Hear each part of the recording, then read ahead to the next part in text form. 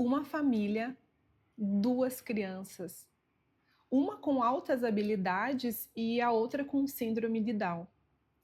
Vivências tão antagônicas quanto semelhantes. Dois presentes, muitos desafios. E uma certeza: não somos os únicos.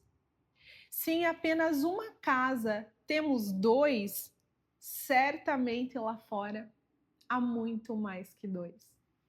Meu nome é Paola Linhares e nesse episódio vamos falar o que ninguém conta sobre a maternidade atípica.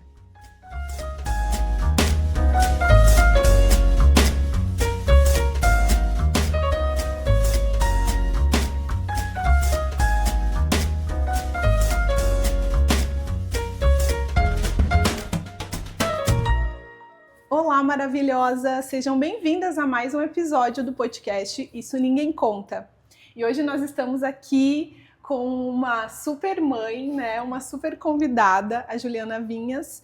Ela é jornalista, escritora e mãe atípica, mãe de dois, né, Ju? Seja bem-vinda! Obrigada pelo convite, Paula. Estou muito feliz de estar aqui com vocês e poder fazer esse bate-papo gostoso, falando de maternidade, falando de inclusão, falando de indivíduos aí com deficiência. Acho que é um assunto muito importante para a gente estar conversando e tomando um cafezinho. Exatamente.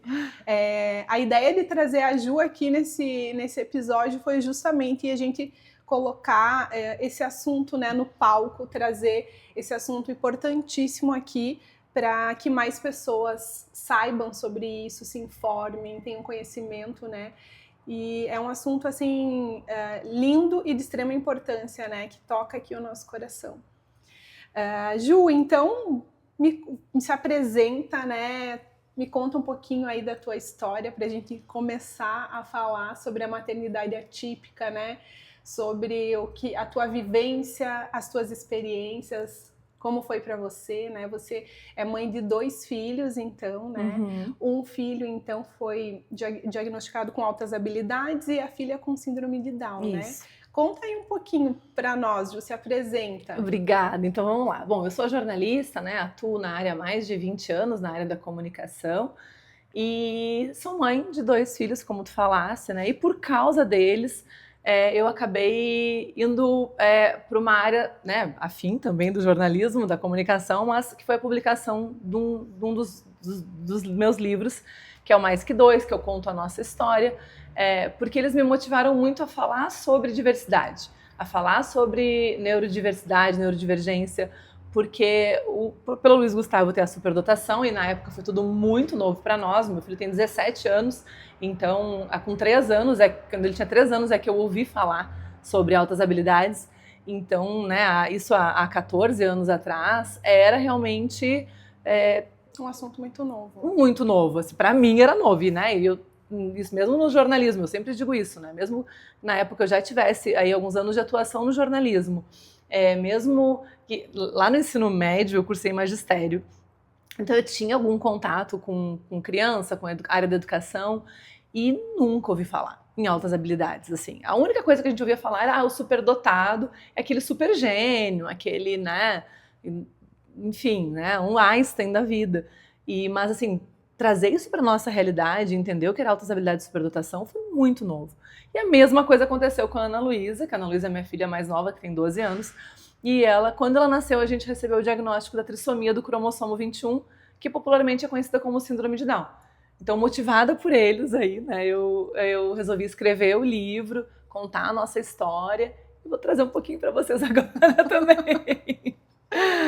A Ju trouxe aqui os livros, né, e depois agora a gente vai também trazer mais, mas é um projeto incrível, né, Ju, fantástico, e é um imenso prazer, uma honra trazer a tua história aqui, né, trazer os livros que você construiu, escreveu, a trajetória que você criou, né,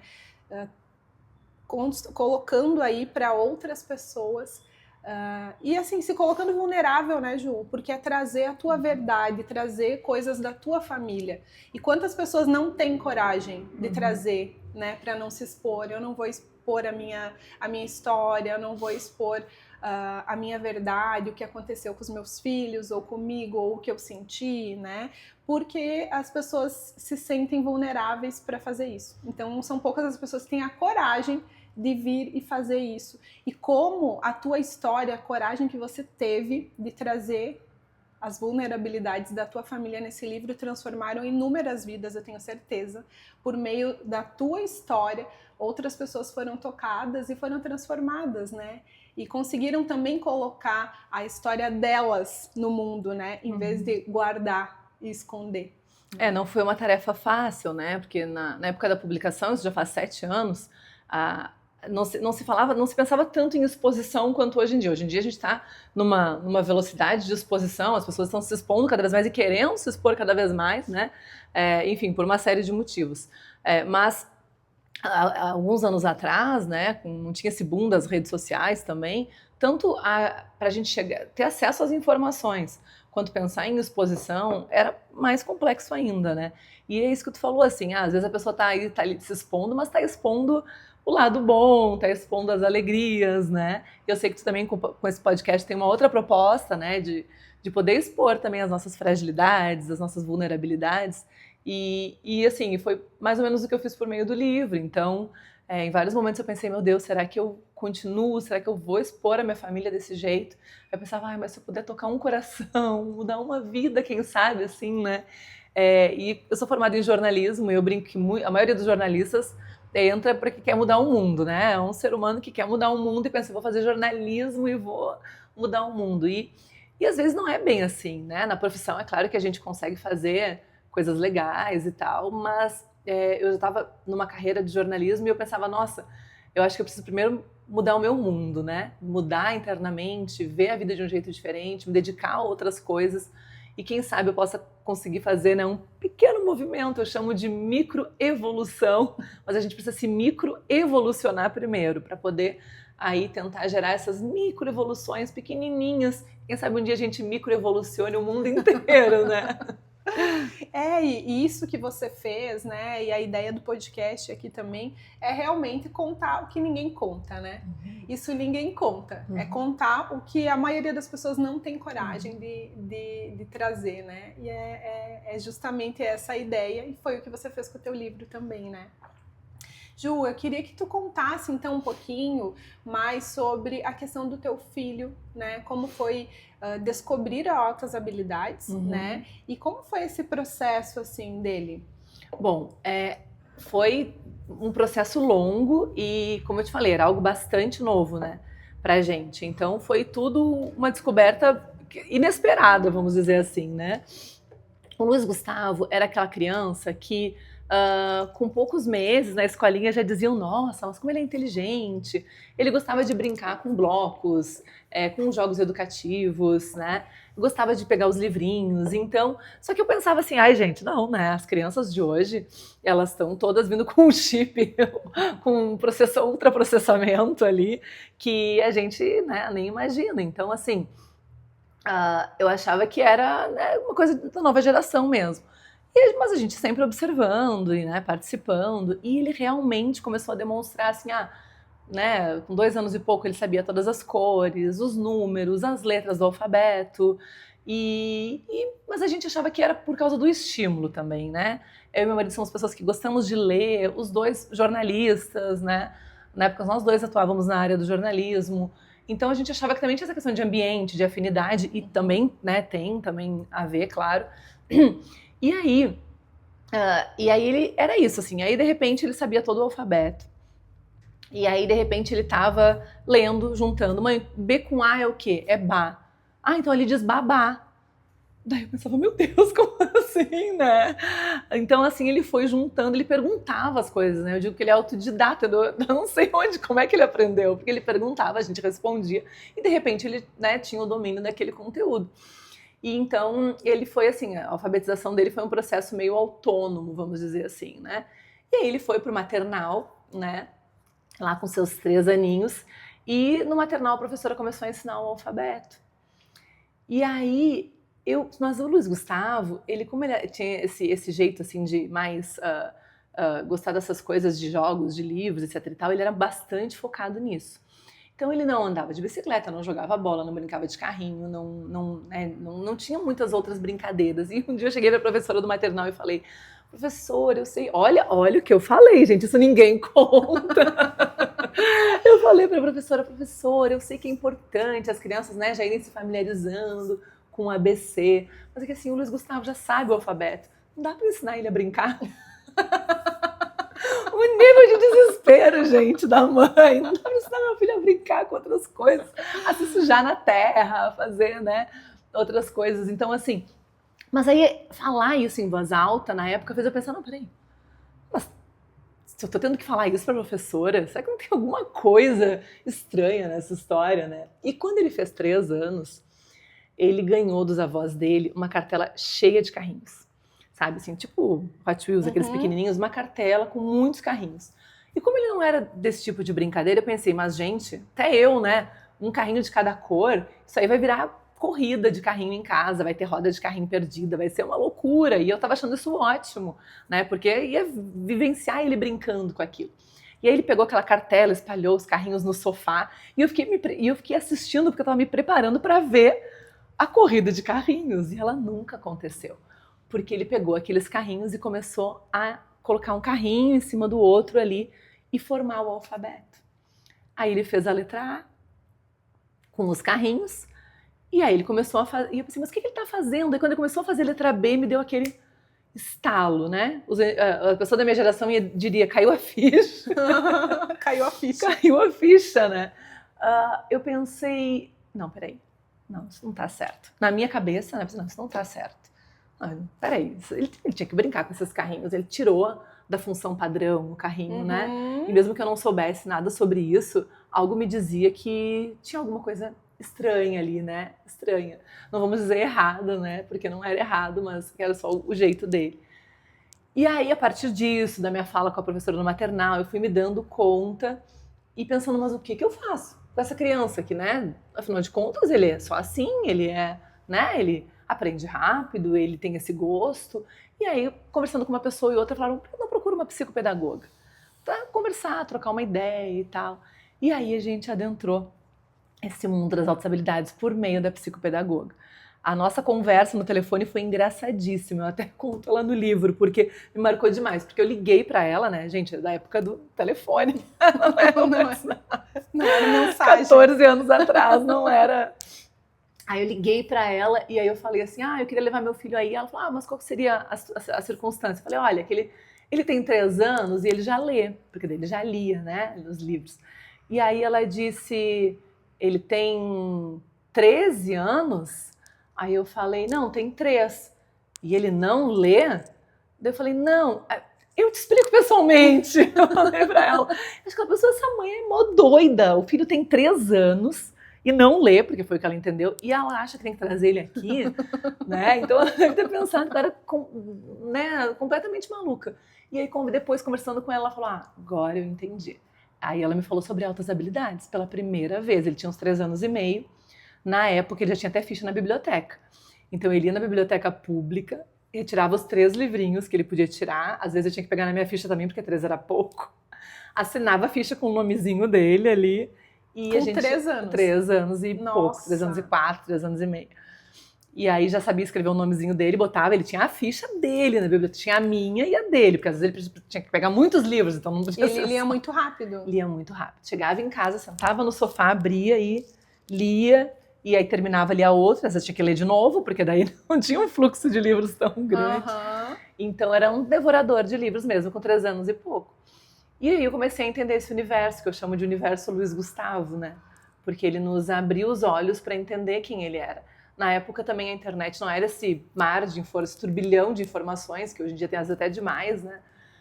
Mas alguns livros eu fui ler, alguma coisinha de sites, eu fui pesquisar sobre altas habilidades para a gente começar a compreender ele um pouquinho melhor. Sabe, Ju, que quando a gente fala, né, em altas habilidades, assim, eu tive uma experiência com altas habilidades em função do meu estágio no Observatório de Aprendizagem da UnoESC, né, onde a gente faz avaliação neuropsicológica de crianças com foco na aprendizagem, né? E aí eu fui atender uma das crianças que foi atendida, né? A gente chegou no final com o diagnóstico de altas habilidades, né? E para mim, assim, foi uma grande surpresa, porque eu não tinha essa proximidade com esse assunto. E aí eu não imaginava que seria daquela forma, porque essa criança, apesar de ter altas habilidades, ela tinha transtorno de aprendizagem, então de leitura e escrita. Porém, na parte de figuras, quando a gente trabalhava figuras, quando a gente trabalhava a questão de números, né, ele era muito bom, estava muito acima da idade dele. Então, eu achei assim, uma coisa que às vezes é um mito, de que o Altas Habilidades vai ser bom em todas as áreas. Que o Altas Habilidades é bom em qual... Ele é acima da média, pro que tu perguntar ele vai saber, e não é assim. E não é assim, eles geralmente têm um foco em alguma coisa específica, né? Que eles acabam aí tendo isso. E outra coisa que eu observei, assim, também queria saber se no caso do teu filho foi assim, atendendo essa criança no estágio, é que ele tinha bastante dificuldade de lidar com as próprias emoções e uma autoexigência, uma autocobrança, um perfeccionismo muito elevado. Isso também apareceu no caso do teu filho? Apareceu, né? Quanto mais ele foi crescendo, mais a gente foi percebendo essas características emocionais das altas habilidades, né? Porque aí, quando a gente fala em altas habilidades, mas o que tem de errado? É super inteligente, ou vai super bem na escola, então tá tudo certo. E não é assim, né? É uma neurodiversidade, é uma neurodivergência. Então, assim, se tem alguma questão aí neurológica diversa, né, diferente, a gente precisa observar esse indivíduo na sua integralidade, porque ele pode apresentar aí outras questões, né? O Luiz Gustavo, por exemplo, as altas habilidades dele são as acadêmicas. Então, ele tem a facilidade de aprender, de memorizar, né? Conteúdos. Então, na escola, a parte das disciplinas, de modo geral, nunca foram um problema, com exceção da educação física, que daí não era, assim, exatamente, né, a habilidade dele. E isso é super normal, como tu falasse, né? Então, dentro da área dele, das áreas dele, as áreas acadêmicas, ele tinha realmente um desempenho acima da média. Ia para a parte motora, por exemplo, educação física, e era complicadíssimo. Quando ele era mais novo, na etapa de prézinho ali, ele chorava nas aulas de educação física, né? Porque não queria fazer, não dava conta, e porque se frustrava também. Naquele tempo a gente não tinha ainda a compreensão de que isso também fazia parte dessa frustração, né? De, poxa, mas eu sou bom em, né, um monte de coisas, chega aqui e eu não faço.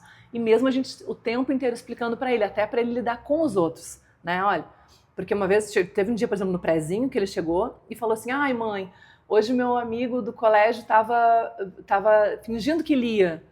Daí eu falei: ué, mas como que tu sabe que ele não estava lendo? Porque ele estava com o livro de cabeça para baixo e na minha turma só eu sei ler. Então a gente chegava e dizia: não, peraí, ok, tu sabe ler, mas ele sabe jogar bola, ele não sei o que, cada um vai ter a sua habilidade, cada um vai ter, né? Então, assim, sempre trouxe, né, pro lado da humildade, vamos dizer assim, né? Eu sempre brinco que a nossa tarefa com o Luiz Gustavo foi sempre essa parte moral, emocional, né? Para tentar fazer com que ele pudesse lidar com isso, lidar com os outros também, com as diferenças que ele encontrava, né? Então, assim, mas realmente apareceu muita questão emocional por conta da rigidez, né, dificuldade de flexibilizar, tanto para ele quanto para os outros. Então, eu digo que ele ainda é 8 ou 80 e que hoje nosso maior desafio é tentar ajudar ele a pegar o caminho do meio, de vez em quando, sabe? Que nem tudo é ou por aqui, que a gente, né, precisa, às vezes, pegar um caminho, flexibilizar isso, né? Ter mais tolerância consigo e com os outros. Eu vejo que é uma grande dificuldade, né? Porque a pessoa que tem uma autocobrança exagerada, muitas vezes isso reflete na forma que ela cobra o outro também. Exatamente. E nas altas habilidades isso é bastante comum, né? Porque ele quer fazer perfeito, ele vai se cobrar, porque muitas vezes a cognição vai estar mais acentuada do que a execução.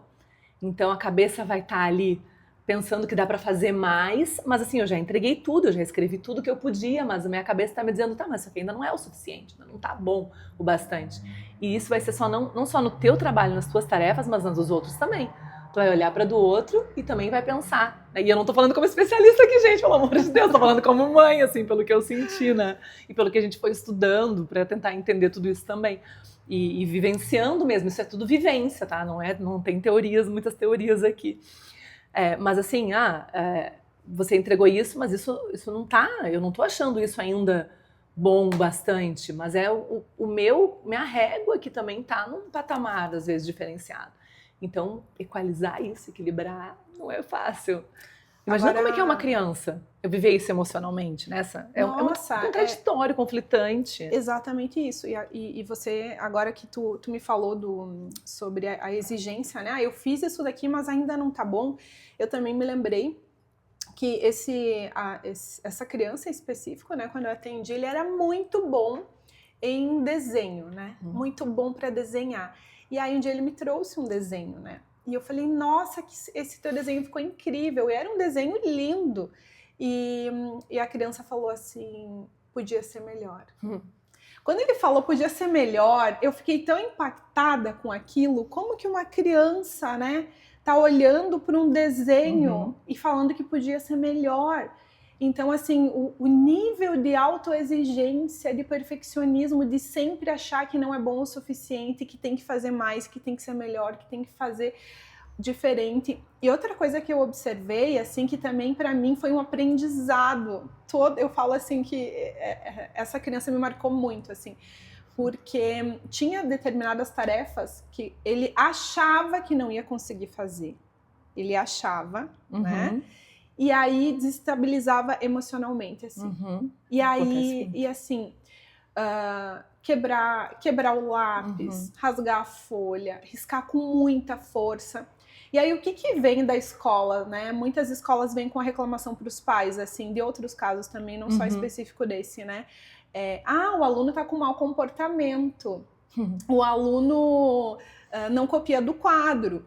O aluno se joga no chão. O aluno não... Então, assim, na verdade, ele tem ele não consegue lidar com tudo aquilo que ele está vivendo, então ele tem uma instabilidade emocional, ele não consegue gerir as próprias emoções, e às vezes o altas habilidades acaba sendo taxado como o aluno problema, o aluno com mau comportamento. E é porque... Nossa, para que ele vai copiar do caderno? Se ele já fez o cálculo de cabeça. Ele não quer copiar do caderno, aquilo é tedioso para ele. Extremamente. Extremamente tedioso. E aí, às vezes, começa até essa questão de habilidades sociais, né? Como desenvolver habilidades sociais, como conviver com os colegas. Chegou a também ter isso, assim, antes tu comentou sobre ele falar que o colega fingia que lia, né? Ele ele tem essa questão de gostar de gente, né? Porque às vezes a pessoa com outras habilidades, o que acontece assim? Mas o meu filho é superdotado, ele não interage, ele não gosta de socializar, ele não gosta de estar com a turma, né? Eu já ouvi esses relatos.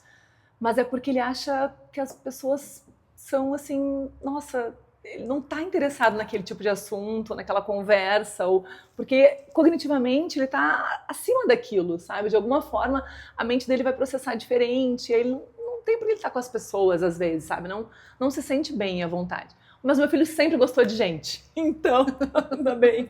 Assim, não assim, super, hiper, mas gostava de ter amigos, de estar com os amigos, sabe? Então isso era muito bom. Eu sempre tentei promover muito, assim, então... vem aqui pra casa, dorme aqui em casa, vai no amigo, festinha de aniversário, né? Então, assim, para que ele também tivesse sempre cercado, né, de amigos, mas, claro, nem em sala de aula. Vamos lá, gente. Quem quer ser amigo do sabe tudo? Quem é que acha o sabe tudo legal? Porque o sabe tudo, né? Eu digo, né? Que fala que feio chamar assim, né? Mas eu brinco, faço essa brincadeira. O professor faz uma pergunta, ele tá lá, né? Ele sabe responder. Ele vai ser o primeiro a entregar. A nota dele vai ser talvez melhor do que a dos outros, né? Nem sempre também, né? Mas, poxa vida, não quero esse cara. Esse cara não, né? A gente vive ainda uma questão de competitividade na sociedade muito grande. Eu sinto até que as coisas estão menos, né? Mas a gente vem de um universo muito competitivo. Então, assim, Mas ele conseguiu ainda assim conquistar, cativar as pessoas, sabe? Ter amigos próximos, mesmo que ele não fosse assim, amigo de toda a turma, mas tinha. E acho que de alguma forma as pessoas entenderam que era mais vantajoso eventualmente ser amigo dele, né? Assim, eu digo que eu brinco com ele que no ensino médio, no começo foi muito difícil para ele se adaptar e tal. Só que de repente as pessoas viram, não, mas se eu fizer o trabalho com ele, eu vou fazer negócio, entendeu? E aí ele começou a formar esses grupos e tal, né? Que com afinidade também, porque se não tiver afinidade não permanece, né? A amizade. Mas assim, não, né? E ele também segurar a onda dele, né? Muitas vezes eu tinha uma preocupação muito grande, porque o pai do Luiz Gustavo, né? O meu marido, ele entrou na faculdade com 16 para 17 anos, a mesma coisa que o meu filho, né? Então ele também demonstrava desde muito cedo aptidões, assim, acima da média, facilidade com leitura e tal. E ele sempre contava na sala de aula que ele tinha... quem é que sabe? Quem descobriu o Brasil? Quem sabe? Menos você, Wagner. Porque ele sabia, e ele ia falar, e ele ia querer responder. Então isso foi trazendo para ele, né, uma limitação, assim, me fugiu a palavra agora, se tu estiver aí, mas assim, de que ele não podia se manifestar livremente, de que talvez não era nem certo ele saber tudo, ou enfim, sabe? Foi trazendo isso para ele. Isso é muito doloroso, né? Então eu sempre pedia para as professoras, olha, para, né, incentivar ele a participar, sim, e encontrar formas de como ele podia participar na sala de aula. Então, claro que chegou um momento que ele era o cara que terminava e sentava do lado dos colegas para ajudar a fazer. Num primeiro momento, isso eu estou falando de uma criança no segundo ano do fundamental, né? Que o segundo ano do fundamental para ele foi mais complicadinho, assim, no sentido de que repete um pouco primeiro, né? Reforça algumas coisas ali. Então, para ele estava meio chato também, como tu falasse ali, estava meio tedioso. E aí a gente teve que encontrar estratégias. Terminou, vai ler, porque ler para ele sempre foi, né, uma coisa super legal. Vai sentar do lado de um colega para auxiliar. Então ele fez muito esse movimento, assim. Só que, claro, no começo, como ele era pequeno, ele fazia pro colega, né? Então também teve que aprender como fazer isso. Mas olha que trabalho, né? A escola sempre teve muito diálogo com a gente, mas também, assim, ninguém sabia muito bem o que fazer e como fazer para ele estar integrado, né? E essa é uma grande dificuldade hoje em dia, assim, dentro do que eu tenho percebido no estágio, né? Mas eu acredito que nas escolas, né? Como lidar com tudo isso, né? Porque o nosso sistema de ensino hoje, né? Ele é desenvolvido para que todos façam a mesma coisa, né? Então, quando a gente tem as crianças, né, neurodivergentes, às vezes aquilo em sala de aula, dependendo da escola ou professor ou como aquilo é conduzido, em vez do aluno, de você trabalhar para ele se desenvolver ainda mais, né, e conseguir se tornar aí, pegar as habilidades que ele tem, as altas, e usar, potencializar isso, né? usar a favor dele, é aquilo de não, vamos diminuir para ele caber e para ele ser igual aos outros, né? Então, assim, a individualidade de cada um é sufocada por um sistema de ensino, às vezes, que todo mundo tem que fazer aquilo daquela forma, senão é taxado de errado. Né? E vamos combinar que para o professor não é uma tarefa fácil. Não. Porque tu vai ter lá um padrão, vamos dizer, né? E aí vai vir as apostilas, o material, tudo para aquele padrão de aluno. Aí tu vai ter 2 aqui, 3 aqui, 1 aqui. E aí, como é que tu faz, né? Então, assim, ainda tem muito pra gente avançar nesse sentido. Na parte de escolarização do Luiz Gustavo, ele foi para a escola que ele estudou o fundamental inteiro, ele ingressou no pré-1, lá era pré-1, pré-2, primeiro ano e aí até o 9º ano. E aí ele ingressou nessa escola no pré-1 e aí ele, com 3 para 4 anos, né, porque ele é de abril, então ele entrou, né, em fevereiro, então faltava 2 meses para ele fazer 4 anos. E já lendo, e a gente já sabendo das altas habilidades, então, né, já levei isso para a escola desde o começo e tal, né? E aí, um dia, ele chegou em casa e falou assim para mim: mãe, hoje eu aprendi o A de novo. Aprendeu a letra A de novo. Aquilo me doeu de um jeito, sabe? Vou ter a mão até no microfone aqui. Aquilo me doeu de um jeito, porque Porque eu pensei, meu Deus, o que vai ser da vida dessa criança? Ele vai sempre aprender de novo e de novo. E aí eu pensei, com 12 anos, ele vai fugir do colégio, ele vai pegar a mochila dele, vai abandonar a escola, não vai querer voltar nunca mais, porque isso vai ser muito chato, porque ele aprendeu o A de novo. E enquanto passava tudo isso pela minha cabeça, ele falou assim, mas agora era o A de água, não era de abacaxi. Então ele deu uma ressignificada naquilo, sabe? Mas para mim não me aliviou o suficiente. Porque ele aprendeu sozinho. Ele reforçou lá no maternal, né? Que eu contei antes. No pré-1 ele estava aprendendo a letra A de novo. Aí ele ia pro pré-2, falei, Senhor amado, vai ser o A de quê agora? De abelha, de árvore? Aí ele ia pro primeiro ano, ia aprender, né? Que era o primeiro ano, inclusive, era considerado alfabetização, né? E aí eu pensei, gente... E ali eu comecei a pensar o que a gente vai fazer, né, com essa situação, com esse rolê do Luiz Gustavo. E na época eu estava grávida da Ana Luísa, né, quando ele estava nessa função aí do pré. E a gente começou a conversar com a psicopedagoga, com a escola, e começamos a pensar na possibilidade da aceleração. Eu, enquanto oriunda de um magistério lá da década, final dos anos 90, eu não achava uma boa ideia. Eu achava que a criança tinha que estar com as crianças da idade cronológica dela, que tinha que manter a turma. Eu não entendia muito bem essa questão de aceleração. Só que os elementos que o Luiz Gustavo me trazia no dia a dia eram mais fortes do que isso, sabe? Me fizeram reconsiderar. Porque eu pensava, gente, não vai dar. Como é que essa criança vai para o pré-2? Eu pensava, vai começar a aprender todo o alfabeto, né? E depois vai ter mais o primeiro ano. Eu realmente me preocupava com o que ia ser dele no futuro. E aí a gente chegou em acordo com a escola e com a psicopedagoga de fazer a aceleração dele. Então, quando terminou o pré-1, ele, ao invés de ir para o pré-2, ele foi para o primeiro ano. E aí ele chegou no primeiro ano do fundamental com 4 anos e 10 meses, né? Faltando aí 2 mesinhos para fazer 5 anos. Ele era muito pequenininho, mas a cabeça a 1000, sabe? Então, né? Não foi uma decisão fácil. Foi na época que a Ana Luísa nasceu e daí trouxe todas as questões com a Ana também, né? Que eu vou contar na sequência depois também. Mas assim, de uma certa forma foi muito gratificante. Ver ele aprendendo, ver ele crescendo, ver ele finalmente descobrindo coisas novas, sabe? Então assim, eu digo que foi ele que nos trouxe essa decisão, Aí me perguntou, mas você é a favor da aceleração? Eu falo, eu sou a favor de olhar cada caso, né? De analisar individualmente, né? No caso da Ana, por exemplo, só pegando um exemplo aqui, a Ana a gente optou por segurar ela, pela reprovação dela, 2 vezes, né? Tu é a favor, então, que segure a criança com deficiência intelectual? Né? Para minha filha funcionou. Eu não sei como é que é a dinâmica das outras famílias, a dinâmica das outras crianças, sabe? Então, acho que é muito desse olhar individualizado, que agora a gente está começando a pensar e a conversar sobre isso mais na sociedade, sabe? E para ele funcionou, ele foi para a primeira série, ele tinha uma questão assim emocional de que quebrou a ponta do lápis, chora, perdeu a borracha, chora. Então assim, ele tinha uma questão emocional aí, né, para ser suprida, e a gente estava lá dando todo o apoio, todo o suporte, tentando cuidar dessa parte. Mas o cognitivo estava voando, como eu digo, né? Ele corrigia a professora. A professora do primeiro ano dele era uma alfabetizadora de mão cheia, maravilhosa. Mas ela tinha um problema sério com acento. Então ela às vezes escrevia as palavras sem acento. Mas não passava uma por ele. Ela me contava assim que... toda vez ela me contava, né? Ela escreveu lá saúde no quadro, aí ele levantou a mão. Ela escreveu sem acento, né? Prof, saúde tem acento na letra U.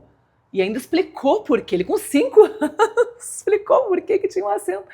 Então, assim, como é que tu deixa essa criança no pré, sabe? Pintando, desenhando, aprendendo a letra A de novo. Então, assim, e pra mim um dia muito marcante, que eu conto a história também no livro, foi um dia que ele chegou, assim, fui buscar ele na escola, e o olhinho dele brilhava. E ele falou assim, mãe, hoje eu aprendi o travessão. Gente, travessão é um risco. E a gente hoje em dia não usa meio que pra nada, né? Dá até para fazer diálogos. Nossa. Ele me falou. Ele estava maravilhado. Finalmente ele tinha aprendido uma coisa nova. E isso para mim era assim impagável. Nossa, é incrível ouvir assim a história, né? A tua história assim e ver como você conseguiu, né? Ir manejando tudo isso, né? Vivendo tudo isso. Mais ou menos, né? Mas assim, eu digo toda a questão emocional aí da mãe também, dos pais também, né? Que a gente não pode deixar de falar, mas assim, como você soube, apesar né, de às vezes, né, dar uma surtada, né? Mas você conseguiu ir manejando a construção do caminho dele, né? E hoje ele tá na universidade, né? Daí ele fez o fundamental todo na mesma escola, foi pro ensino médio, e se formou no ensino médio no final do ano passado, né? Terminou o ensino médio com 16, e ele é apaixonado por cinema, já faz assim, já desde o início do ensino médio que ele se encantou pelo cinema.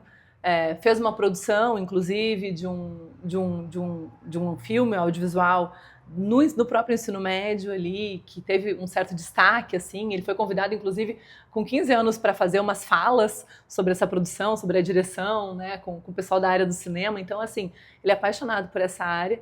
E aí ele passou no vestibular na Universidade Federal de Santa Catarina, na UFSC, e foi cursar cinema, que é o que brilha o olho dele hoje. E então, é novinho, tá, gente? Eu não tô dizendo assim, aí as pessoas vão analisar, mas ele é muito novinho. É muito novinho, gente, é muito novinho. O emocional dele, sim, tem 16, 17 anos, mas como é que tu barra, né, esse potencial, esse cognitivo, essa vontade, eventualmente, né, de aprender, né? Tu vai deixar parado, tu vai... Né? Na época, quando ele entrou no primeiro ano, a gente precisou ir atrás do laudo, né? A gente foi num neuropediatra e aí ele nos encaminhou para uma neuropsicóloga e ela fez o laudo para a gente entender o que era a situação dele. Foi investigado, inclusive, o TDAH, que, né, não apareceu no laudo, né, na finalização, na avaliação, mas que comprovou as altas habilidades, que é a inteligência acima da média para a idade, né? No caso dele, essas aptidões todas, né? Hoje em dia se olha muito para o social, para o emocional também, né? Mas para a questão de QI também, né? Esse número também importa, né? De modo geral, assim, né? Não somos números e os números nunca vão dizer quem nós somos, mas aí ele também é levado em consideração. E aí, como ele fez muito novinho, ele não fez uma avaliação numérica, né? Mas a avaliação dele demonstrava lá, ele aos 5 anos, com um emocional de uma criança de 5 anos, então, ou seja, ele realmente era uma criança de 5 anos. A parte motora com mais ou menos 1 ano de atraso, então ele, né, justamente por não ter essa habilidade, não se interessar por essa parte da vida. E a parte cognitiva dele compatível com a de uma criança de 8 a 9 anos. Então, assim, né, tu tá aí com um indivíduo que tu precisa olhar para ele como único, né? Todos nós somos únicos e diferentes, né? Então a gente tentou fazer esse movimento, sabe? De olhar para ele como alguém único mesmo, no individual, para tentar dar o melhor possível dentro das nossas possibilidades, do nosso entendimento e do que a gente achava que ele precisava. Sabe que o que tu me falou agora é assim... Quando você vê a criança ali com altas habilidades e como você falou, mas as emoções dela ainda são as emoções de uma criança, eu acho que é o ponto mais fantástico de a gente falar assim para outros pais, outras mães, né, sobre isso, que é não interprete o teu filho como uma birra, né? Como uma má educação. Ele estar aprendendo a lidar com aquelas emoções, porque assim como é tudo novo para os pais, é tudo novo para eles. Né? E eles precisam aprender a lidar com aquilo. E é frustrante para eles. E eu lembrei, assim, eu tenho essa experiência que é um caso que foi, assim, me marcou muito, né? Dessa criança específica, que foi um dia que a gente teve 8 sessões, se eu não me engano, né, para fazer a avaliação neuropsicológica dele, né, com supervisão da professora neuropsicóloga, professora Francine Garguetti, incrível, admiro muito ela.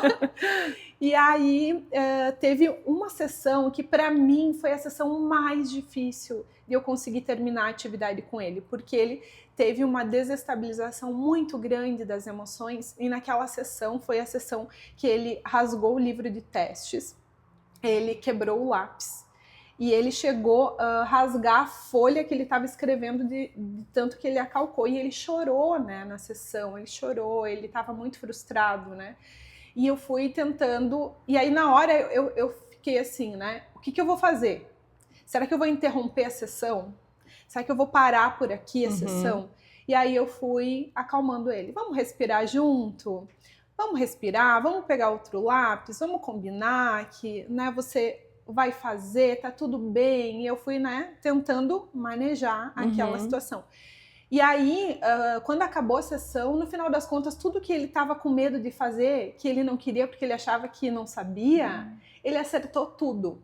E aí, quando eu fui, no final da sessão, então, levar ele até a mãe dele, né? Ele olhou para a mãe dele e falou assim: mãe, hoje foi a sessão mais legal, eu não queria ir embora. Gente. E aí, quando ele falou aquilo, para mim foi muito impactante. Depois que eu fiz esse atendimento, eu tinha uma vontade de chorar. Eu fiquei, assim, muito impactada, porque foi muito desafiador para mim. E aí, quando eu falei para a professora Francine, né, eu falei, contei, né, na supervisão, como tinha sido, né, como que era a orientação. Ela olhou para mim e falou assim: Paola, você não desistiu dele. Então, isso foi muito importante para ele, você não ter desistido dele. E quantas vezes, quando as crianças estão lá na escola ou até, né, passando por uma situação de crise emocional, que as pessoas desistem, né? Desistem delas no sentido de, então não vai mais fazer, ou então não sabe fazer mesmo, né? Ou vamos, sei lá.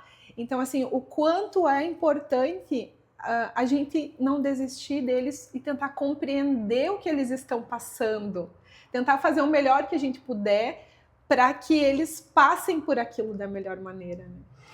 Foi muito marcante para mim, assim, quando ela me falou: Paula, você não desistiu dele, apesar da dificuldade, do desafio daquela sessão, você não desistiu dele. E, assim, acho que isso eu vou lembrar pro resto da minha vida, assim. Ficou muito marcado para mim, sabe? Tu tá falando, eu tô pensando aqui, eu preciso te perguntar, como tu te sente, e a pergunta também é para quem tá nos acompanhando, tá? Como tu te sente quando tu é colocado diante de uma tarefa que tu não sabe se tu dá conta?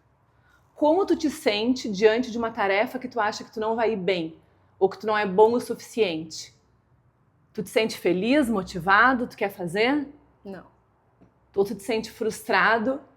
Tu te sente com medo? Impotente. Né? Agora imagina todos os dias tu te sentir assim. Porque parece que, sabe, preciso fazer mais porque a mente está dizendo ali que eu posso, né? Por exemplo, eu não gosto muito de dirigir. Será que eu não gosto de dirigir? Ou é porque eu não me acho boa o bastante no volante, na direção? E aí tem vários estigmas aí também, questão da mulher, etc e tal. Eu não gosto de cozinhar.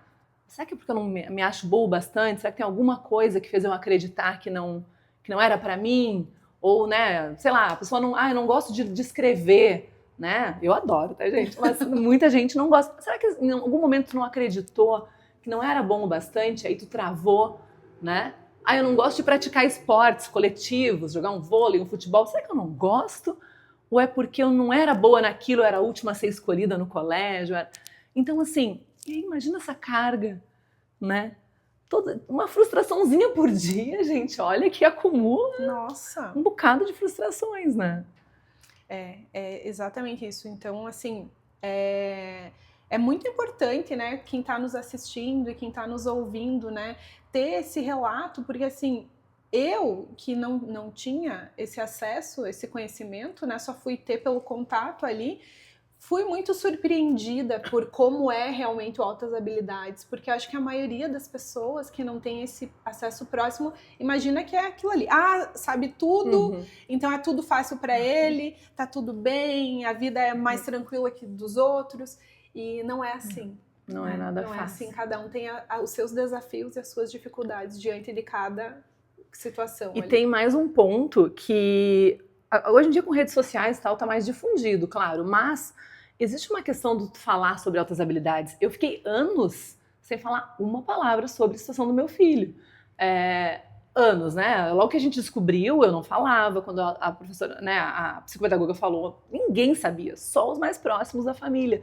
Porque a sociedade também coloca essa questão de humildade pra gente, de não querer, né, aparecer, se achar. E eu achava que se eu falasse em altas habilidades, iam achar que eu estava dizendo que meu filho era mais inteligente que os outros, que eu tava, nossa, sabe? Então eu não falava pra ninguém. E se ninguém falar para ninguém, ninguém vai saber sobre o assunto. Uhum. E quando que eu comecei a falar? Quando veio a Ana Luísa, a minha mais nova. Porque daí, por ela ter a síndrome de Down, as pessoas falavam o que acontecia no começo. Isso ninguém conta. Eu adorei o nome do podcast, a marca. Eu não falava sobre as outras habilidades do Luiz Gustavo em circunstância nenhuma. Quando veio a Ana Luísa, quando as pessoas diziam assim, nossa, mas ele é muito inteligente. E eu dizia, pois é, que ele tem altas habilidades. Mas tu sabia que eu também tenho uma filha com síndrome de Down? Então, assim, eu achava que eu tinha que falar das duas situações. Porque se eu ficasse falando só dele, era como se eu estivesse me achando superior aos outros. Pelo meu filho ser assim, e, gente, não tem nada de superioridade nisso. Né? Como eu falei, a neurodiversidade, ela traz aí uma série de questões emocionais também. Então, assim, tem muita coisa aí. Mas o nascimento da Ana também abriu essa porta, sabe? Abriu a porta para que a gente pudesse, para que eu me sentisse confortável para falar e falar de ambos, né? Então, e falando de ambos, a própria psicopedagoga, que já conhecia ele lá e tal, acabou me convidando um dia para falar sobre a nossa história num encontro de psicopedagogia, num momento regional aqui em Chapecó e num estadual em Florianópolis. E aí começaram a me dizer, tu não pode ficar só contando, né? Essa história, o oral vai acabar se perdendo. E aí que veio a ideia de eu botar no papel depois, algum tempo depois da nossa história, para que ela não se perdesse, para que eu pudesse contar ela e ela tá ali registrada de alguma forma. Mas foi o nascimento da Ana que trouxe essa ruptura. Ju, conta então para nós um pouquinho mais sobre o nascimento da Ana, como foi isso na tua vida, então, né? Agora trazendo essa outra história, né? A história da Ana, então, conta para nós um pouquinho como que foi. Bom, a gravidez da Ana, porque as pessoas sempre perguntam isso, ela foi planejada, teve acompanhamento pré-natal, né? Tudo certinho, fiz todos os ultrassons. Fiz a translucência nucal, que ela mostra ali se tiver o líquido alterado, ela pode apontar a síndrome de Down, né, alteração genética, não apareceu. Fiz morfológico, fizemos tudo e não tinha nada, ecocardiograma, né, então assim, fetal ainda, né, então foi todo feito o acompanhamento, não aparecia nenhuma alteração. Isso foi lá em 2012, né? A gente também tem que falar, datar isso, porque eventualmente... Mas ainda hoje, tá? Eu faço parte de uma associação em Chapecó, que é a Aldeia 21, que é a Associação pelas Pessoas com a Trissomia do 21, que é a síndrome de Down. E lá na associação a gente fez uma pesquisa recentemente com as famílias e 85% das famílias só descobriram a síndrome de Down depois do nascimento da criança. Nossa, é um percentual bem 85%, alto, né? é bastante alto, ou seja, não dá para garantir que vai ser descoberto na gestação, porque acaba passando batido aí nos exames mesmo, né, nos ultrassons e tudo mais. A maioria que descobre na gestação é porque a criança tem uma cardiopatia compatível com a síndrome de Down. Então, se descobre a cardiopatia e aí os médicos dizem, olha, essa cardiopatia é muito comum em crianças com síndrome de Down. E aí tu vai fazer ali a testagem específica, né? Na gestação mesmo existe uma testagem específica, mas quando há um indicativo, porque esse tipo de teste às vezes tem ali um percentualzinho de chance de aborto e tal, então, né, para não arriscar, tu só faz se tem mesmo o indicativo. No meu caso não teve, quando a Ana nasceu eu tinha 30 anos, né? No Luiz Gustavo fui mãe aos 26, e ele tinha 4 anos e meio quando a Ana nasceu. E a gente, né, nas 36 semanas, eu passei a gestação dela inteira vomitando, então eu não ganhava muito peso. E nas 36 semanas deu ali alguma alteraçãozinha no meu líquido, na questão do líquido amniótico. E aí a médica me deu um atestado para eu ficar uns dias em casa. E nesse meio tempo, nem usufruí do atestado direito, a Ana nasceu. Então ela nasceu com 8 meses, né? E aí assim, mas a gente foi para o parto dela, né, com aquele ideal, né? Será que vai ter o sorriso da mãe, os olhos do pai, o não sei o que da avó, nananã, né? Que tu vai idealizando, tu vai montando o teu filho durante as semanas de gestação. Tu vai criando, assim, né? Como se a gente fosse máquina de xerox, né? Eu costumo dizer, a gente acha que a gente é copiadora, que a gente vai parir uma cópia nossa. Isso nunca acontece, né? Convenhamos que agora tu também é mãe, tu sabe que o nosso filho, ele vai nos surpreender. Ele é um ser diverso, gente. A gente tá botando no mundo alguém diferente da gente. Então, só que essa consciência eu também não tinha.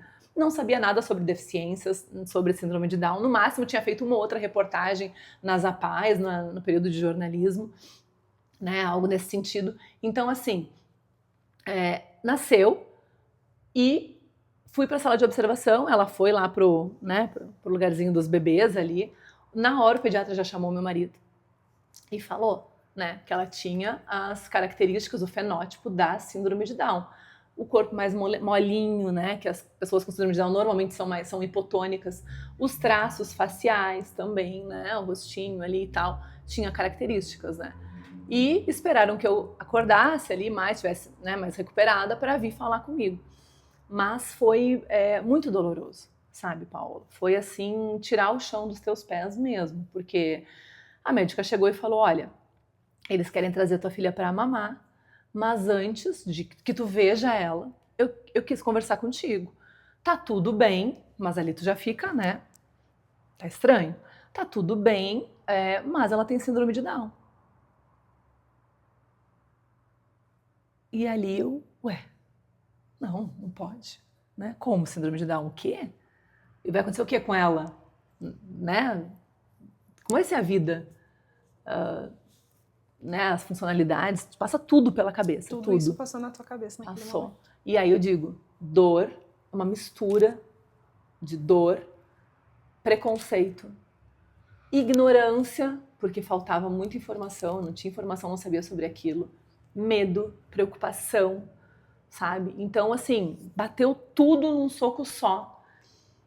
Culpa, por que comigo? E a gente tem que perguntar, na verdade, por que não comigo? Né? Por que não? E aí a médica falou, olha, não é culpa de ninguém. Ela ainda falou isso, porque eu comecei a chorar, não falei nada. Não é culpa de ninguém, tá tudo bem. Já tinham chamado um cardiologista para verificar a questão de coração, tinha ali um soprinho, mas, né, e tal. Mas ela tem síndrome de Down. E vão trazer ela para mamar. E ali eu fiquei, gente, aos prantos. Assim, eu me desmanchei chorando, porque para mim aquilo era assim, acabou, sabe? Aquela criança que eu imaginei não tinha, era uma nova configuração. Que aí a gente fala às vezes do luto do filho idealizado, né? Era chamado antes do luto do filho perfeito, que é muito feio, né? Porque perfeição, fora de cogitação. Mas o luto do filho idealizado, tu idealizou e ele não existe, ele não veio, né? E aí tu tem que se adequar ao novo, ao real, na verdade, porque antes nada daquilo era real, né? Tava no imaginário. E aí trouxeram a minha filha para mamar, com muita dificuldade, lá a enfermeira colocando ela no meu peito e tal. Mas eu chorava tanto, gente, que eu sentia escorrer aqui, ó, as lágrimas, sabe? E ela ali embaixo. Então, eu não consegui, Paola, dar amor naquele momento, que era só o que ela precisava, sabe? Aquele acolhimento, aquele amor, aquele pegar inicial do teu filho. No meu caso, assim, o que eu tinha para dar naquele momento era rejeição. E isso é muito difícil, é difícil de assumir, né? É difícil, precisa de terapia, sim, precisa olhar para trás e perdoar aquela Juliana de 2012, porque ela não tinha ferramentas para agir diferente, nem emocionais, nem de conhecimento, nem, sabe? Então, assim, pensando, não pode, não é possível, o que eu fiz, o que eu faço, e naquela loucura ali, que poderia ser a nossa conexão, onde brilhasse todas as luzes, e ali eu me apaixonei pela minha filha, e vi que não aconteceu nada disso, gente. Ali eu continuava pensando, não é possível, sabe?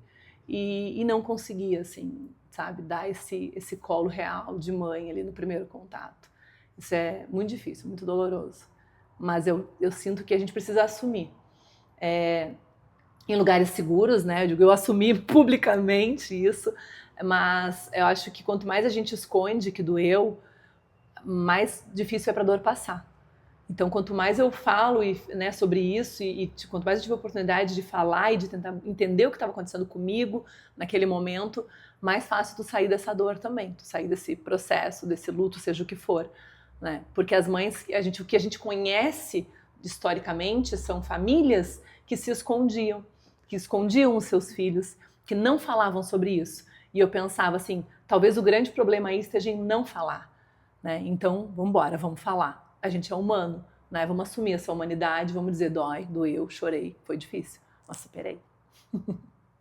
É uma história linda, Ju, linda, assim, e eu admiro muito a tua coragem de falar, a tua coragem de expor os teus sentimentos, expor o que tu realmente sentiu naquele momento, né? Porque isso ninguém conta, né? E a gente precisa contar. A gente precisa contar para que outras mulheres não se sintam erradas por sentir o que elas sentiram naquele momento, ou seja qual for a situação, né? Eu acho que essa ideia do podcast foi justamente colocar o palco para as mulheres falarem o que ninguém conta, porque é muita culpa. Uhum. Tem muita culpa, né? Uhum. Então, como que eu vou sentir uma rejeição, né? Uhum. Nesse primeiro momento? Como que eu vou verbalizar e falar para alguém que eu senti isso, né?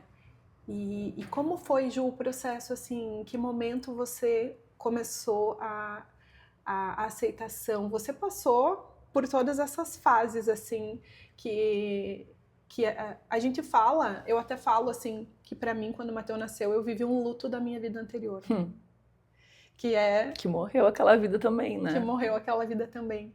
Então, quando a gente fala em luto, né, são luto das fases, são luto das situações que acontecem conosco, não é só um luto de morte que a gente fala, né? Então, como foi para você viver isso, essa notícia, né, esse diagnóstico, nesse primeiro momento, então, você teve toda essa situação dolorosa. Como foi depois esse processo para você? Eu digo que, assim, o meu luto, ele durou um dia. Ele foi tão intenso e tão rápido que, assim, sabe, ele passou por todas as fases, né? Não estou dizendo que isso seja possível, né, efetivamente. Mas, assim, eu sentia tudo aquilo, né? Por exemplo, eu vou colar aqui da orelha do livro porque eu falo das fases, né? A negação, primeiro, né? Não pode ser, né? Não é possível. A barganha, né? Ah, mas por que eu? Mas o que eu fiz de errado? Mas, e se eu fizer diferente, não sei o que, se eu tivesse, né? Tu começa a achar que, nossa, que é um castigo, porque a gente tem essa visão do castigo com as deficiências. E aí a sociedade fez o que com a visão do castigo? Transformou ela na visão da angelicalização. Então aí viraram os anjinhos, né? O anjinho Down, o anjinho azul com autismo, que também é um problema muito grande. A gente tem um hábito social de tirar as pessoas com deficiência da categoria humana. E eles são humanos, né? Então isso é muito importante, assim, a gente não demonizar, mas também não botar na categoria, não santificar também por conta das deficiências, sabe? Mas enfim, vivi a raiva. Gente, muita raiva. Eu lembro que um conhecido teve um neto que nasceu naqueles mesmos dias e ele foi lá, passou pelo quarto, falou, que legal, tu também tá aqui. E aí ele falou, o meu neto tá cheio de brotoeja, nossa, um perrengue. E eu pensei, o quê? O teu problema é brotoeja? É sério isso? Eu aqui com uma criança com 3 cromossomos 21. Eu internamente, sabe, eu consegui ficar com raiva daquela pobre criatura que não tinha nada a ver. Porque o problema dele era um neto com brotoeja. E eu achava assim que o meu problema era, né, imensamente maior. Então não me venham falar aqui disso, sabe? Muita raiva de tudo isso, né, de tá passando por aquela situação. A sensação de depressão me veio com uma apatia, porque aí começam as visitas, aí começam as pessoas chorar, as pessoas sem saber o que dizer, né, os familiares, né, todo mundo perdido naquela avalanche, né? E aí veio a introspecção mesmo, a apatia, sabe, não sei como lidar com isso, não sei como lidar com essa criança, não quero, não, sabe? Aquele apagão, assim. E veio a aceitação. E a aceitação foi quase mágica, né, pra gente. Foi um momento muito, muito mágico, porque a gente trabalhou muito com o Luiz Gustavo, a chegada da irmã, e ele estava querendo muito conhecer ela, ele já amava ela desde a barriga, né? E ele foi visitar ela no hospital, pegou no colo, teve aquele momento com ela, e aí ele ficou sob os cuidados da minha mãe lá e eles foram embora. De repente, minha mãe me liga e diz assim, o Luiz Gustavo estava me falando uma coisa aqui e eu quero que ele fale para vocês. E aí ele falou a frase, né, que eu tenho aqui também na orelha do livro, que ele disse assim, obrigado, mãe, pela Ana Luísa. Eu adorei ela até a lua, até o oceano, até a ilha dos macacos. Cuida bem dela, com carinho. Ela é maravilhosa. Então, precisou aí uma criança de 4 anos e meio virar para a gente, para os adultos que deveriam, né, fazer esse movimento contrário e dizer, cuida bem dela, com carinho. Ela é maravilhosa. Porque o Luiz não via aquilo que a gente via, sabe? Eu digo aqui também, o Luiz Gustavo, ao ver a irmã, apenas viu um bebê que fazia parte da vida dele agora e que ele já amava desde a barriga. Ele não viu síndrome, não viu diferença, não viu os olhinhos puxados, não contou cromossomos, não viu rótulos, não viu problema e nem o narizinho achatado, né? Ele não viu deficiência, nem incapacidade, muito menos estereótipos. Ele só viu amor. E ele fez com que a gente visse amor também. Era a nossa filha, a gente estava esperando muito por ela e ela chegou. E agora ela vai ser amada assim, vai ser aceita do jeito que ela é. E bora lá, o que a gente tem que fazer, né? Qual é o próximo passo? E aí veio a força, veio a coragem, tudo com base nesse grande amor. E o amor transforma, né? 100%. O amor transforma. E quantos aprendizados, né? Eu assim, me emocionei com essa fala do teu livro e a fala do teu filho, porque as crianças, elas não veem essas coisas que os adultos veem, que os adultos taxam como certo ou como errado, ou como sendo o ideal, né? Eles só veem o amor. Eles veem outro ser humano. Uhum. E eles só têm amor para dar. E só tem a nos ensinar, né? E assim, a minha filha é um ser humano completo, é um indivíduo completo, né? A síndrome de Down, a trissomia do cromossomo 21, é uma alteração genética na formação do feto. Então, na hora da formação, ao invés de 2 cromossomos 21, como, né, nós temos, por exemplo, veio um terceiro cromossomo. E aí formou a trissomia do cromossomo 21. Então, assim, ela é um indivíduo completo. Se tu pegar o cariótipo, que é o exame que detecta lá a parte cromossômica, a síndrome de Down, tu vai ver que o cariótipo dela é muito mais parecido com o meu, com o teu, do que diferente. Uhum. Ele tem todos os outros cromossomos ali, né? Os 23, né? Em pares, quase todos, né? E o 21 vai ter um terceiro ali. Então, ela é primeiro um indivíduo completo, uma pessoa, né? Que merece ser vista como quem ela é, como a Ana, né? Não como a Downzinha, como a Ana, né? Porque isso se torna pejorativo, né? E depois deve ser olhado sim para as particularidades dela, deve ser olhado para a trissomia do cromossomo, para a síndrome de Down, deve ser olhado para as dificuldades, deve ser olhado se tem ali uma deficiência, em que nível vai ter aí uma deficiência intelectual, quais são as dificuldades dela e quais são as potencialidades dela também. Então, a partir daí, tu começa a olhar. Tem que ter olhar individualizado, porque isso é a verdadeira inclusão, que é com equidade, né? É tu olhar cada um de acordo com o que ele precisa, com o que ele demanda, com o que ele tem, de potencial, inclusive, mas tem que ver que ela, para além de essa grande parte dela que é a trissomia, ela também é um indivíduo completo, com necessidades, com desafios, com várias questões, né? Exatamente. Esse cuidado, assim como o teu filho com altas habilidades precisou de um olhar diferenciado, a tua filha com síndrome de Down também precisou de um olhar diferenciado, porque são seres únicos, né? Somos seres únicos, né? Todos seres humanos, cada um com a sua individualidade e com as suas necessidades, né? E como é importante ter esse olhar e conseguir dar voz para esse olhar. O teu trabalho, né, que tu fez, a força que você colocou em cima disso tudo, né, é fantástico, porque você trouxe um momento que inicialmente foi um momento doloroso para você e isso transformou a tua vida, né? Ela veio transformar a tua vida, né? Ela te deu força para você levar essa história para o mundo, para você escrever um livro, para você dar palestras, entrevistas, né? E fortalecer outras mães, outras famílias, outras pessoas com a tua história. E isso é o mais incrível, assim. É admirável a tua força e a tua coragem, né? E trazer a história como ela é, trazer o que ninguém conta aqui para nós hoje. É sensacional. E as alegrias também, sabe, Paula? Tem muitas alegrias na minha maternidade. Tenho muito orgulho dos meus filhos. A Ana Luísa é encantadora, é esperta, inteligente, comunicativa, sabe? Tudo valeu a pena, mesmo, assim, né? Ela, desde pequenininha, de bebezinho, a gente foi levando ela para as terapias, para fono, para físio, para estimulação. Então, assim, e ela foi estimulada, foi amada, é amada, né? E estimulada ainda todos os dias. E isso também é importante, sabe? A gente foi encontrando os caminhos, foi buscando, foi... O principal ali a gente já tinha. O amor, a vontade, a coragem, a força de, né? Vamos lá, e o que a gente precisa fazer? 1000 consultas médicas, 500 terapias, né? E dar conta disso é impactante na rotina, muda a vida da gente, mas faz a gente ver o mundo também com outros olhos, olhar para a diversidade, acordar para a diversidade, porque ela está aí.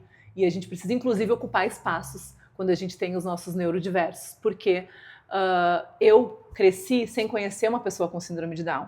Eu nunca trabalhei com nenhuma pessoa com deficiência, eu nunca estudei com nenhuma pessoa com deficiência, não tava, né, no meu grupo de amigos não tinha pessoas com deficiência, e aí tu acha, eles se tornam invisíveis, né? E a gente acha que eles não existem. E aí a gente, então, como é que a gente vai pensar em acessibilidade? Né? Como é que eu vou pensar numa rampa se eu nunca tive contato com uma pessoa de cadeira de rodas, por exemplo? Né? Claro que hoje, né, tem questão de legislação, etc e tal, mas assim, né, a minha atitude, quando que eu vou mudar a minha atitude? Quando eu enxergar que essas pessoas existem. Então, dar visibilidade para esses indivíduos que são muito mais que 2, que na minha casa eu tenho 2, então aí fora tá cheio de neurodivergência, tá cheio, né, de atípicos. Então, assim, para a gente olhar para eles e pensar que o mundo tem que ser para todos. E o que a gente faz para esse mundo ser para todos, né? Exatamente. E olha só que interessante, se a gente for parar para pensar, quantas famílias, né? Acho que hoje em dia está já um pouco diferente, né? Mas como você falou, antigamente era vamos esconder, vamos deixar aqui, não vamos fazer nada, não vamos levar na PAI, levar para uma terapia, não vamos fazer nada, né? E aí o que acontece? Você não estimula, você não trabalha, você não traz o melhor do potencial da criança, que é em qualquer situação de neurodivergência, né? A gente não vai falar só de altas ou só de síndrome, né? Pode ser autismo, pode ser o que for. Então, você poder olhar para esse indivíduo e conseguir proporcionar para ele que ele consiga desenvolver as potencialidades dele, porque cada indivíduo tem as suas. E quando você não olha, que você não quer falar, que você não quer fazer, que você quer esconder, você diminui as capacidades e quanta autonomia esse indivíduo pode desenvolver, quantas coisas ele pode aprender, crescer, né, e trabalhar. E as pessoas às vezes querem não. E era mais antigamente, mas hoje ainda tem, né? Não vamos fazer nada, vamos deixar aqui, não vamos levar, não vamos estimular, né? E isso, não vamos olhar. Isso faz parte também desse preconceito estrutural que a gente tem, o capacitismo que a gente chama, né? O capacitismo é o preconceito contra a pessoa com deficiência, né? Que está às vezes dentro da família, não é porque tem uma pessoa com deficiência ali que o preconceito ele vai embora. E às vezes a gente acha que o mundo inteiro está olhando diferente pra gente, mas o preconceito está na gente, né? Então, eu acho que é isso, assim, acho que a gente tem que tentar buscar formas de combater o nosso mundo interno primeiro, interior, e ressignificar, reinventar, né? Fazer essa revolução ou evolução interna, e acho que assim a gente consegue ir contaminando as pessoas ao nosso redor. Exatamente. E Ju, você escreveu aqui 2 livros, né? E me conta um pouquinho, então, como que foi o processo de escrita? Como que surgiu essa ideia, então, do livro aqui? Posso? Claro, esse é teu, inclusive. Muito obrigada. Então, olha só, o livro da Ju, o título é Mais que Dois, o singular e o plural em uma maternidade não atípica. E eu queria que tu nos contasse, né, Aqui eu até vou ler aqui a contracapa. Uma família, 2 crianças. Uma com altas habilidades, outra com síndrome de Down. Vivências tão antagônicas quanto semelhantes. 2 presentes, muitos desafios. E uma certeza, não somos os únicos. Se em apenas uma casa temos 2, certamente lá fora há muito mais que 2. Então, conta para nós um pouquinho como foi o processo de desenvolver esse livro, né? E você também estava me contando um pouquinho antes sobre como fazer com que esse livro se tornasse, então, uma inclusão de fato, né? Conta para nós um pouquinho sobre isso. Bom, a história do livro é que, né, como eu falei antes, assim, as pessoas me instigavam a deixar por escrito a minha história, nem que fosse um artigo, algo que pudesse, né, ser levado sem que eu precisasse necessariamente estar contando a história, né, oralmente.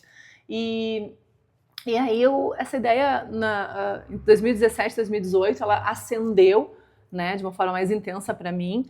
Eu estava passando por umas mudanças profissionais também, e eu pensei, quem sabe é o momento para eu contar essa nossa história. E aí eu inscrevi o projeto, né, a ideia de contar o livro num edital aqui de cultura aqui de Chapecó, edital das linguagens, e nosso projeto foi selecionado. Então, o que eu dizia no projeto? Que eu ia publicar um livro contando as minhas histórias de desafios, alegrias, conquistas, dificuldades, dores, amor, contando num livro. E eu tinha 6 meses para fazer isso, eu não tinha nada escrito. Então foi uma loucura, assim, né? Eu saí do emprego que eu tinha na época, porque eu falei, não, eu vou me dedicar a isso. E aí começamos a dar forma ao Mais Que Dois.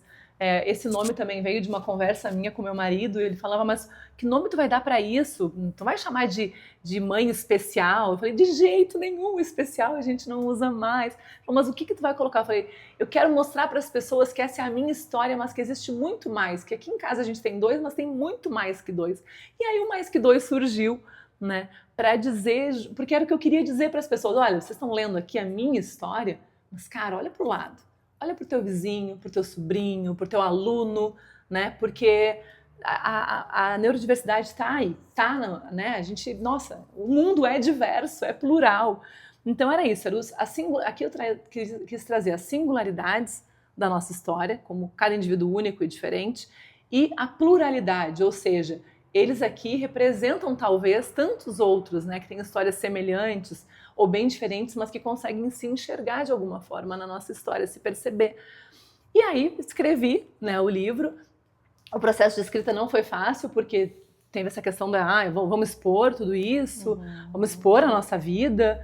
Aí eu parava, né, bloqueava, chorava, e 1 ou 2 semanas depois eu voltava a escrever, porque eu pensava, vai que eu toque um coração, vai que eu mude uma vida com esse livro, eu vou contar a nossa história, porque hoje, eu pensava na época, hoje eu não tenho um livro que diga, né, eu lia sobre maternidade e eu pensava assim, mas isso aqui, uma maternidade de uma criança típica, é diferente, né, não tinha algo que eu pudesse dizer, eu me sinto assim, porque eu sou mãe atípica, porque a minha filha tem isso, meu filho tem aquilo. Então eu pensava, não, eu vou criar esse instrumento para quem sabe alguma mãe possa dizer, nossa, finalmente eu me vi, né, eu me identifico. E aí a gente lançou, em dezembro de 2018, o livro Mais Que Dois. Fiz uma palestra, né, contando um pouco da nossa história, e a partir dali a gente deslanchou com a nossa história. Fiz várias palestras no ano seguinte, os exemplares que nós tínhamos feito por meio do edital de cultura esgotaram, a gente teve que reeditar, reimprimir, né? Então foi muito legal poder conversar, poder ouvir as pessoas. Só que nesse roteiro, nessa trajetória de conhecer, veio isso que eu te falei antes, que a gente precisa saber da existência das pessoas, a gente precisa tirar da invisibilidade. Porque eu falava isso muito, principalmente sobre o meu filho, porque às vezes as altas habilidades estão lá invisíveis, é aquela criança que está ali quietinha, às vezes, fazendo tudo, e tu não percebe que ela, né, que ela tem a superdotação. Então, e aí eu comecei pararam de ser invisíveis para mim diversas, né, pessoas, diversas deficiências. Por exemplo, eu tive um caso que eu fui levar, dentro do meu projeto tinha uma parte que era uma contrapartida social.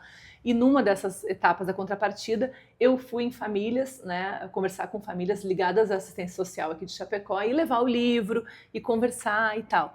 E num desses casos, a mãe era analfabeta. E ela ia fazer o que com o livro, se ela não sabe ler? Tive um outro caso aqui na região também, que eu tinha o livro e tinha um autodefensor, né, da APAE, né, um rapaz da autodefensoria, que eles falam por eles mesmos e lutam pelos seus direitos, mas que ele só lia em caixa alta. E o livro não é em caixa alta. E aí, o livro também não era para ele. E eu comecei a pensar, o livro não é para pessoa analfabeta, o livro não é para pessoa, né, que tem alguma dificuldade de leitura.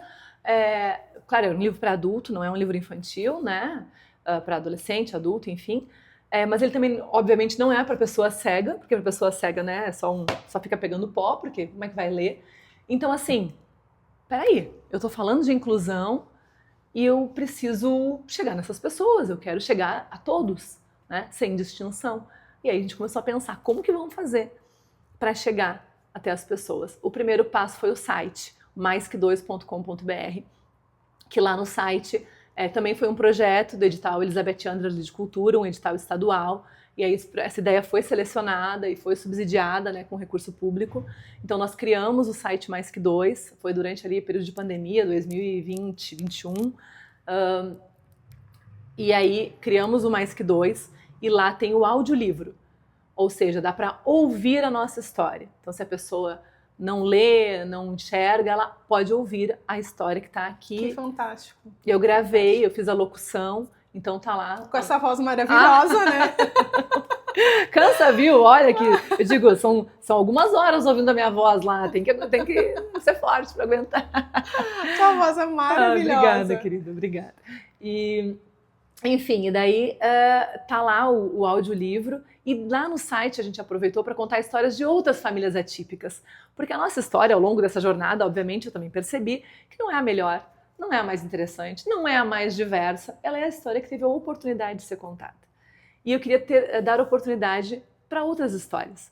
E aí lá no site tem também outras histórias de famílias, todas aqui da região oeste de Santa Catarina, de famílias atípicas, dos mais diferentes casos que a gente não tinha na família, por exemplo, autismo, TOD, né, o transtorno opositor, enfim, várias paralisia cerebral, várias histórias de famílias que além de ler, também dá para ouvir, porque tem a ferramenta, né, de áudio ali.